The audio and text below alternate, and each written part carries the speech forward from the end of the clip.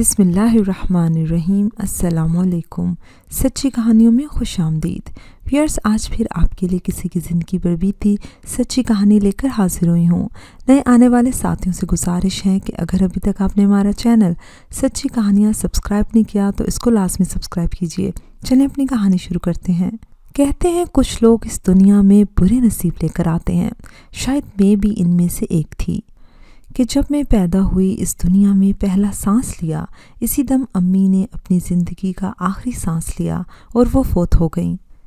Clinic کے باہر ابو کھڑے تھے۔ نرس نے مجھ کو باہوں میں بھر کر ان کے بازوؤں میں دینا چاہا اور ساتھ ہی یہ بھی بتا دیا کہ بچی پیدا ہوتے ہی ماں سے محروم ہو گئی ہے۔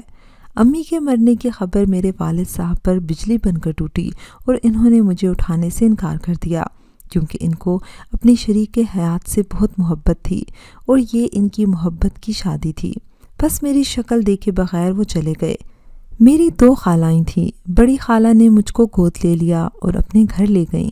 امی کے 40ویں پر جب والد صاحب آئے تو خالہ نے ان کو بہت سمجھایا کہ یہ اللہ کی مرضی تھی، تمہاری بیوی چل بسی، اتنا غم نہ کرو، اپنی بچی کو کلیجے سے لگا لو، یہ بھی تو اسی کی نشانی ہے، ماں خدا نے لے لی، تم اس کو باپ کا پیار تو دو۔ خالہ نے رو رو کر ایسی باتیں کہیں کہ ابو کے دل پر اثر ہوا اور انہوں نے مجھ کو گود میں اٹھا لیا۔ گھر میں صرف دادی تھی۔ ابو مجھے گھر لے آئے اور دادی کے سپرد کر دیا۔ یوں ابو اور دادی نے مل کر مجھے پالا، یہاں تک کہ میں 7 برس کی ہو گئی۔ تب انہوں نے کلام پاک پڑھانے والی اماں جی کا انتظام کر دیا۔ جب میں 15 برس کی ہوئی تو ایک روز والد صاحب نے مجھے اپنے پاس بٹھا کر سمجھایا کہ دیکھو بیٹا، یہ دنیا فانی ہے، تم نماز کی عادت ڈال لو۔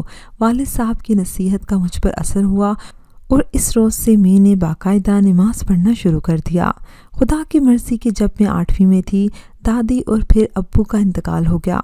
والدہ تو پہلے ہی نہ تھی، میرے یہ دونوں اپنے بھی مجھے چھوڑ کر چلے گئے، کبھی نہ واپس آنے کے لیے۔ تبھی بڑی خالہ اپنے گھر لے آئیں۔ اب میں ان کے گھر رہنے لگی۔ میں ان کو خالہ امی کہتی تھی اور وہ مجھے پیار سے مہرو پکارتی تھی۔ بڑی خالہ کے 2 بیٹے تھے، شمس اور بدر، جبکہ چھوٹی خالہ کے 4 بچے تھے، 2 بیٹے جمیل اور علی اور 2 بیٹیاں ردا اور رابعہ۔ یہ سب مجھ سے بے حد پیار کرتے تھے۔ چھوٹی خالہ کہتی کہ تم آ کر میرے پاس رہو، لیکن میں بڑی خالہ کے ہاں بہت خوش تھی۔ ان کا گھر جنت نظیر لگتا تھا، لہٰذا ان کو چھوڑ کر کہیں جانے کا میں تصور بھی نہیں کر سکتی تھی۔ ان کا گھر کافی بڑا تھا، ہر کام کے لیے الگ ملازمہ تھی، پھر بھی وہ کام اپنے ہاتھ سے کرنا پسند کرتی تھی۔ ان کے بچوں میں بدر میرا بہت زیادہ خیال رکھتا تھا، میں بھی اس کا کام بہت دل لگا کر کرتی تھی کہ ہم دونوں میں ذہنی ہم آہنگی پائی جاتی تھی۔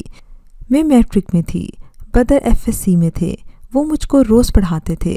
جب بھی میں اس کی آنکھوں میں دیکھتی، اس میں میرے لیے پیار ہی پیار ہوتا تھا، یوں میں دل لگا کر پڑھتی تھی۔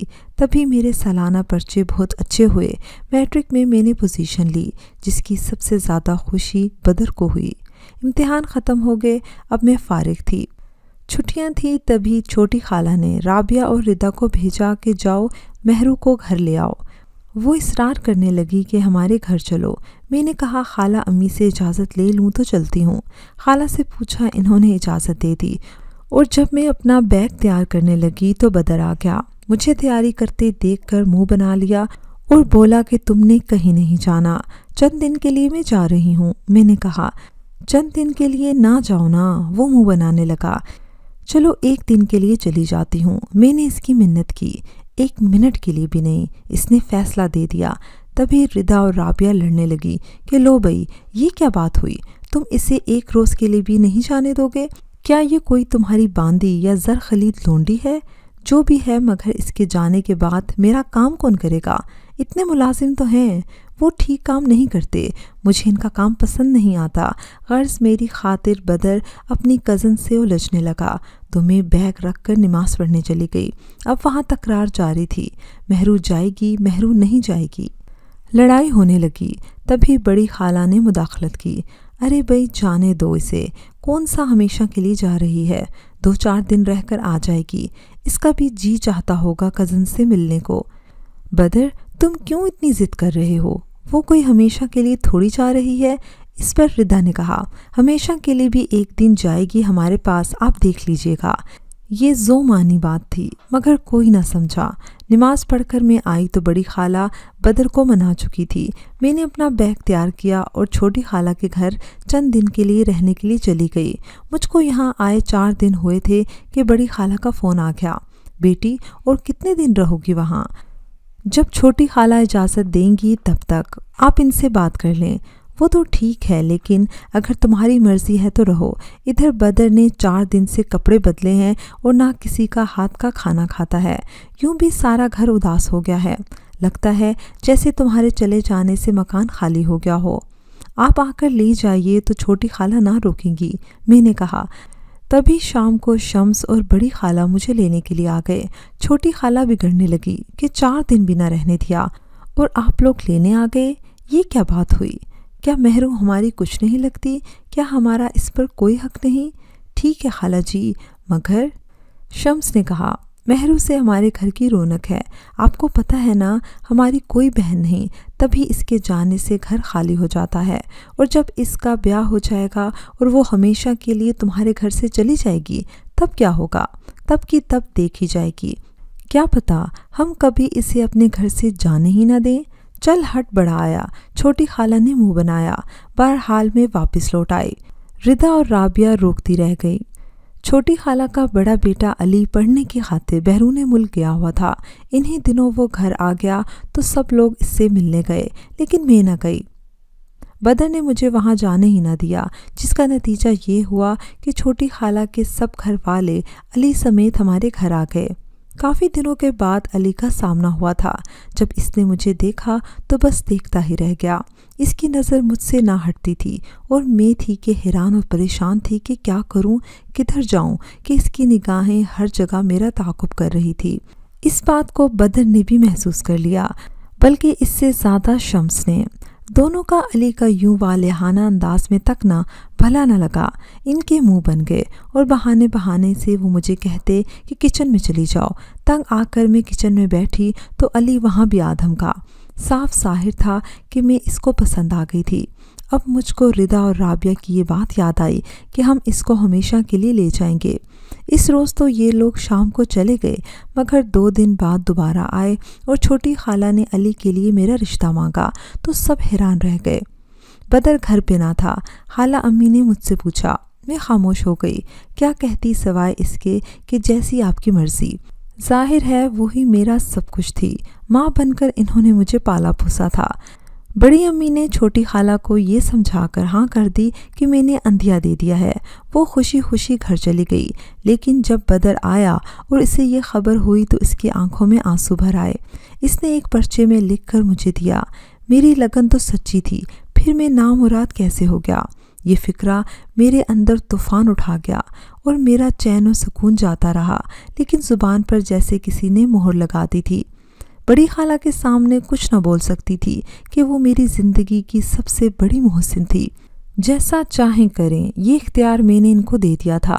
اب اگر وہ مجھ کو بہو بنا لیتی تو بھی میں کچھ نہ بولتی کہ انہوں نے مجھ کو پالا پوسا اور پروان چڑھایا تھا، لیکن وہ مجھے بیٹی سمجھتی تھی۔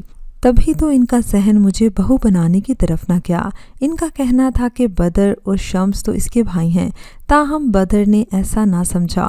وہ مجھ کو بہن کے روپ میں قبول نہ کر سکا بلکہ شریک حیات بنانا چاہتا تھا، اور شمس بھی مجھے اپنے بھابھی کے روپ میں دیکھنا چاہتا تھا، جبکہ بڑی خالہ کو اس حقیقت کا علم نہ تھا۔ سو ایک آسان سا معاملہ الجھ گیا تھا۔ چھوٹی خالہ ہر حال میں علی کی خواہش اور خوشی پوری کرنے پر تلی ہوئی تھی، وہ پیچھے ہٹنے کو تیار نہ تھی، اور بڑی خالہ ہاں کہہ چکی تھی۔ وہ بار بار مجھ سے سوال کرتی تھی، بیٹی تم کو یہ رشتہ قبول ہے نا؟ اور میں صرف ان کا منہ تکتی رہتی کہ اب ان سے میں کیا کہوں۔ ان دنوں میں کافی اداس رہنے لگی تھی، اور بدر ایسا ہو گیا تھا جیسے کہ کسی نے اس کے جسم سے روح نکال لی ہو۔ بار بار کہتا، بولتی کیوں نہیں ہو، گونگی ہو کیا واقعی علی تم کو اتنا پسند ہے؟ یا اللہ میں کیا کروں، کس سے کیا کہوں، سوچتی تھی اور کھلتی جاتی تھی۔ بس اتنا کہتی کہ بدر میرے بس میں کیا ہے، سب کچھ بڑی خالہ امی نے کیا ہے، تم کو جو بات کرنی ہے ان سے کرو، अगर वो ना समझी तो फिर यही सोच लेना कि अल्लाह की यही मर्ज़ी है, क्योंकि जो काम ना हो इसमें अल्लाह की मसलहत होती है। एक दिन देखा कि बदर जहाँ नमाज पर सजदे में है और गिड़गिड़ा कर दुआ कर रहा है, या अल्लाह मैं क्या करूं, जिस बात में तू खुश है मैं भी राज़ी हूँ, बस तू मेहरू के हक़ में बेहतरी कर दे। जब वो जानमाज से उठा इसकी आंखें आंसुओं से भीगी हुई थी। शम्स ने अपने भाई को गिड़गिड़ाते और रोते देख लिया था। इसका दिल अपने भाई को देखकर बहुत दुखा और इसने बदर की मदद करने की ठान ली। थोड़ी देर बाद छोटी खाला के साथ इनके 4 बच्चे आ गए। सब ने आकर शम्स से आइसक्रीम खाने की फरमाइश की तो उन्होंने मुझे और बदर को भी साथ ले लिया और हम सब आइसक्रीम खाने चले गए। वहाँ रिदा ने मुझसे सवाल किया, मेहरू क्या तुम मेरे भाई अली से शादी पर खुश हो? जो अल्लाह की मर्ज़ी होगी मैं इस पर राज़ी होंगी, मैंने जवाब दिया। तो मेरे लहजे से बदर ने चौंक कर मुझे देखा। तभी राबिया ने दूसरा सवाल कर दिया, तो किसको चाहती हो? जिसको मैं चाहती हूँ वो बहुत अच्छा है और मुझे यकीन है कि खुदा कभी भी मुझे इससे जुदा नहीं करेगा। ऐसा कहते हुए मैंने बदर की तरफ देखा। शम्स हम दोनों को गौर से देख रहा था। सबने आइसक्रीम खाई और घर आ गए, लेकिन इन बातों से बदर और अली अपसेट हो गए थे। इस रात शम्स भाई ने अपना काम कर दिखाया। इन्होंने दूध में बदर को नींद की कुछ गोलियां घोलकर पिला दी और फिर शोर मचा दिया कि बदर ने खुदकुशी करने की कोशिश की है। बदर बेचारा गहरी नींद में था। इसको कुछ खबर ना थी कि इसके साथ क्या हुआ है और क्या हो रहा है। शम्स अलबत्ता अब ढंढोरा पीटने लगा कि बदर ने मुझसे कहा था कि अगर अम्मी ने मेरी शादी मेहरू से ना की तो मैं मर जाऊंगा, तभी इसने ख्वाब आवर गोलियां खा ली हैं। बहरहाल फ़ौरन बदर को अस्पताल ले गए। इसका मैदा वॉश करवाया गया। थोड़ी देर बाद इसको होश आया तो ख़ुद को अस्पताल में देखकर वो परेशान हो गया कि ये क्या हुआ। खाला, अम्मी और मैं रो रहे थे। शम्स ने फ़ौरन ही कहा, भाई अब खुदकुशी मत कीजिएगा, हम वाकई आपकी शादी मेहरू से करवा देंगे। क्यों अम्मी, ठीक है ना? बड़ी खाला ने हाँ में सर हिलाकर कहा, पगले ये बात पहले मुझको कही होती तो खुदकुशी करने की क्या ज़रूरत थी? तुमने हमारी जान ही निकाल दी। खुदा ना करे अगर तुम्हें कुछ हो जाता तो क्या मैं ज़िंदा रह जाती? अस्पताल से घर आते ही बड़ी खाला ने छोटी खाला को सारी सूरत हाल बताई और कहा कि तुम नाराज़ मत होना, मैं शम्स के लिए रिदा का रिश्ता ले लेती हूँ। यूँ हम बहनें एक हो जाएंगी, मगर मेहरू को अली से नहीं ब्याह सकती। वो बदर की पसंद है और इसी की दुल्हन बनेगी। छोटी खाला को मजबूरन राज़ी होना पड़ा कि इनकी एक बेटी को तो अच्छा रिश्ता मिल रहा था। छोटी खाला ने मेरा रिश्ता बदर की खातिर छोड़ दिया और बेटे को समझाया, अली तुम ऐसी लड़की को बीवी बनाकर क्या करोगे जिसके दिल में किसी और का बसेरा हो? इसके बदले तुम्हारी बहन को शम्स का रिश्ता मिल रहा है। ये बहुत अच्छा हुआ। आज भी ये सोचती हूँ कि ये सब कैसे हुआ, क्योंकि मैं तो कुछ ना बोल सकती थी। सभी कुछ अल्लाह ताला की रज़ा पर छोड़ दिया था।